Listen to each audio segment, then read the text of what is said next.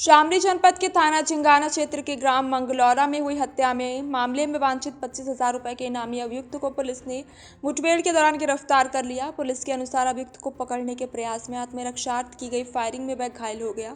घटना की जानकारी मिलने पर अपर पुलिस अधीक्षक शामली ने मौके पर पहुंचकर पूरी कार्रवाई की और जानकारी दी। पुलिस ने घायल अभियुक्त को इलाज के लिए अस्पताल भेज दिया और उसके कब्जे से अवैध हथियार भी बरामद किए गए हैं।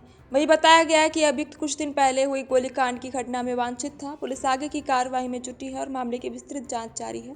शामली से इसरार राणा की रिपोर्ट। सर, एक बदमाश को गोली लगी है, क्या पूरा मामला है? ये 4 अक्टूबर को सायंकाल एक गांव है मंगलौरा, थाना चिंगाना में जी, वहाँ एक व्यक्ति हैं जयवीर सन ऑफ ब्रिजपाल, इनकी गोली मारकर हत्या कर दी गई थी और गांव के ही एक लड़के के ऊपर नामजद किया गया था।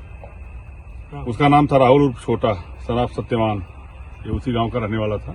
इसने उनको गोली मारी थी और अस्पताल ले जाते समय उसकी मृत्यु हो गई थी। अब इनकी पुलिस तलाश कर रही थी। इस पर पुलिस अधीक्षक महोदय द्वारा 25,000 का इनाम भी घोषित किया गया था।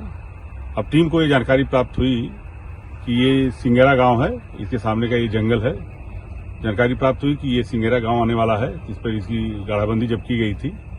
इसको रोकने का प्रयास किया तो इसने जो पुलिस के ऊपर गोली चलाई है। पुलिस ने आत्मरक्षा जब गोली चलाई तो इसको गोली लगी है पैर में और इसको जिला अस्पताल में भर्ती कराया गया है, जहाँ इसकी हालत सामान्य है। इसके कब्जे से एक तमंचा, एक खोखा कारतूस और 2 जिंदा कारतूस बरामद हुए हैं। इसके ऊपर जो अभी तक जानकारी प्राप्त हुई है, आधा दर्जन से ऊपर मुकदमे हैं। ये हत्या के प्रयास के भी मुकदमे हैं, हत्या का मुकदमा कायम हुआ है और करनाल में भी कुछ मुकदमों की जानकारी प्राप्त हुई है। अब शेष और जानकारी प्राप्त हो रही है कि कहां कहां इसने अपराध किया हुआ है।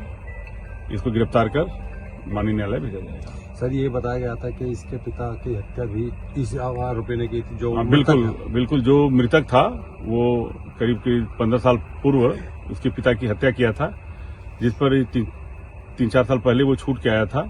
तब से लगातार प्रयास में था।